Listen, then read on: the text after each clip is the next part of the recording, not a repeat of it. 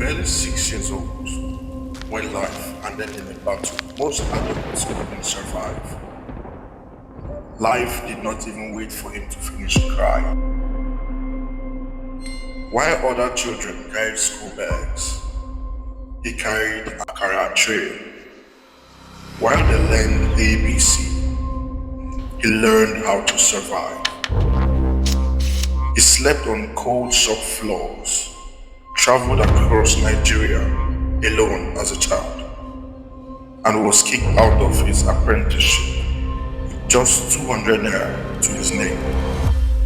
Yet, that boy became a billionaire.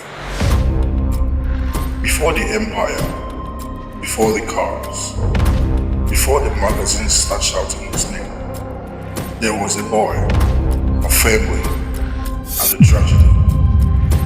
This is the story of Dr. Cosmas Maduka, founder of Coscharis Group. This is the story of the man who walked the road. Let's take it. Cosmas Maduka was born on Christmas Eve, 1953, from a family that hails from Nnewi, Anambra State. But his early days were spent in Jos, Plateau State, Nigeria. But his childhood was anything but a celebration. At just 4 years old, his world changed forever.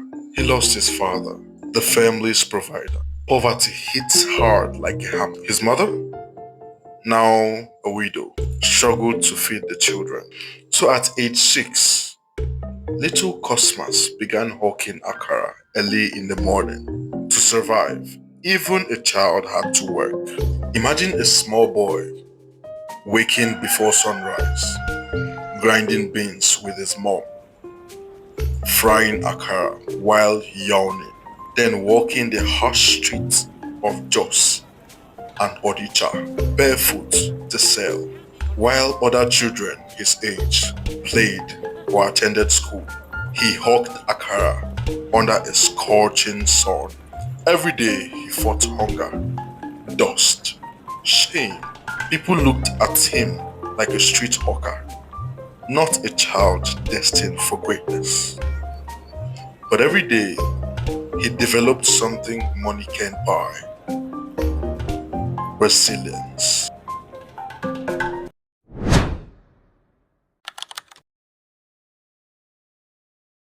At age 7, his mother made a decision that would define his destiny entirely. She sent him to Lagos to be an apprentice under his maternal uncle, an automobile spare parts trader.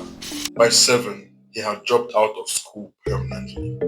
His new home, a small, dusty shop at number 88 Griffith Street, near Oniibo bus stop. No mattress, no pillow. He slept on the shop floor. By age 9, he was already traveling alone to buy spare parts from places like Nnewi and even northern Nigeria. By his early teens, he was doing real travel on behalf of his master. I mean, think about it. A 9 years old, negotiating prices with hardened traders, carrying heavy goods, and navigating dangerous Nigerian highways. Apprenticeship didn't just teach him business, it taught him bravery, discipline, and survival.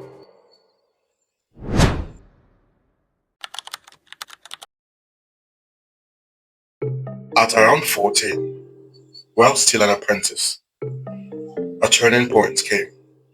Cosmas decided to attend a church camp, seeking hope, solace, and direction. When he returned, his uncle was furious to him. To Cosmas, it was spiritual growth. To his uncle, it was absenteeism. His uncle exploded in anger and terminated his apprenticeship. After several years of service, Cosmas was sent away, given only 200 naira as a settlement for all those years. Betrayed, homeless, jobless. Many adults would break under that pressure. Cosmas was just 14, but instead of falling into self-pity, he whispered to himself, "This 200 naira is not my end. It is my beginning." With the 200 naira, he partnered with his older brother and started a small spare parts business under the name Maduka Brothers. For a while, they worked, but partnership failed. Not because of money, but because of mismatched values and vision. They parted ways. Cosmas walked away and started on his own again. That moment of rejection by his uncle and by his business partner tested him deeply. But instead of giving up, he dug deeper. With only 300 naira in his pocket, he decided he would build something, even if it's small, a business he would run with his own hands, with his own sweat.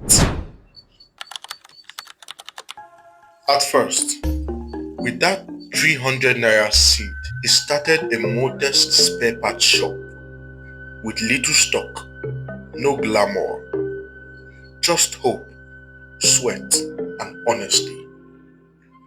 He believed in dignity of labor, no shame in humble beginnings. His first real breakthrough came when he discovered a product: motorcycle crash bars, a productive part from Japanese or foreign makers, then distributed by Bowles Enterprises. He bought several, removed the original address, and sold them. The demand was so high, he flipped goods fast. In 1 week, his capital rose from 300 to 3,000 naira. That kind of profit for a young man with no formal education was a revelation. With each reinvestment, with each small profit, his business grew from spare parts to more stock to better deals, from small shop to trusted vendor. Every naira was reinvested, every customer treated with respect. Those values would become the foundation of a future empire. And in 1977, at only 19 years old, he officially registered the business. The name? Coscharis, meaning a blend of Cosmas and Charity, a woman he would later marry.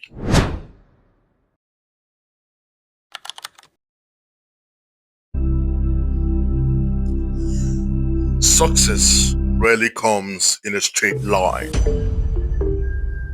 Success was not without pain. After initial gains, Cosmas took a bold step. He started importing spare parts. But one fateful consignment went wrong. He imported the wrong consignment. Wrong spare parts.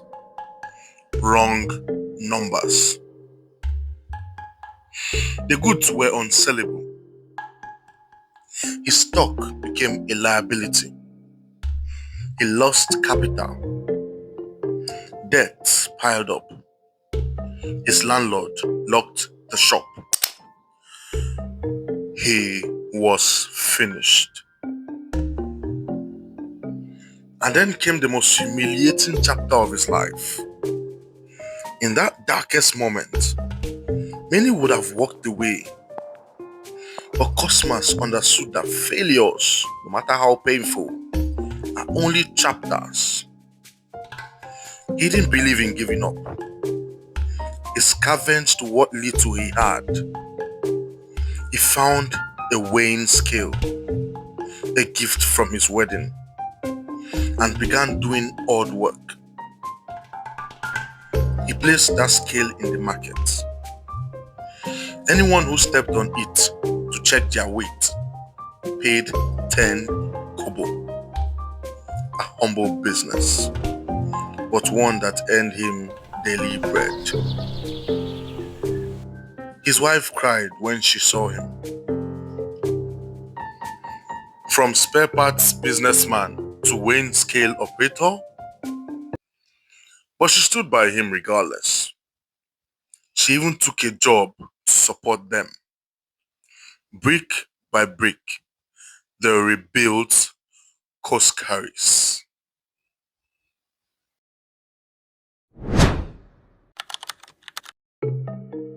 Everything changed in 1982. The government, under its motor import licensing policy, granted import license to just 10 motor companies. Against the odds, Coscharis was selected. That license changed everything. That license meant he was no longer just selling spare parts, but importing and selling vehicles. Coscharis began dealing in automobile sales and services, giving customers a bigger platform, greater reach. That was the moment the boy who once hawked Akara began to walk among luxury. Coscharis grew into an exclusive representative of top global brands, BMW, other premium brands such as Ford, Range Rover, Jaguar. Even Rolls-Royce later became associated with Coscharis.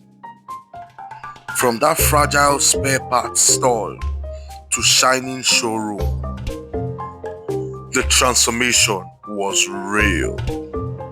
And the group expanded further into agriculture, manufacturing, ICT, and auto components. Today, Coscharis Group is valued at over $500 million. Not bad for a boy who once hawked Akara. Not bad. Cosmas Maduka's journey is not a tale of luck. It is a story of grit, a story of faith, a story of choosing the path others avoided, the road less taken. His life teaches us that your background is not your barrier unless you surrender to it. Today, Dr. Cosmas Maduka uses his wealth, influence, and experience to mentor others, especially youth. He encourages young Nigerians to see hardship not as a curse, but as a potential opportunity to view every problem in society as a business seed. If you're watching this and you're hungry, if you're tired, if life has treated you unfairly, hear this story. Life may have handed you an Akara tray instead of a desk, hardship instead of comfort, struggle instead of rest.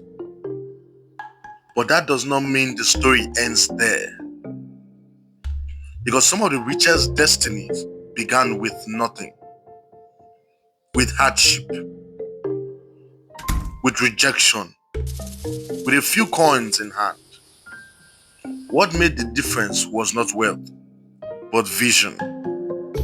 Not privilege, but grit. Not an easy path, but perseverance. The road less taken is not easy. It doesn't guarantee fame or quick fortune, but it builds something stronger. Dignity, strength, resilience, character, and sometimes, just sometimes, it builds empires. If this story inspired you, please like, share, and subscribe. Someone out there needs to hear this.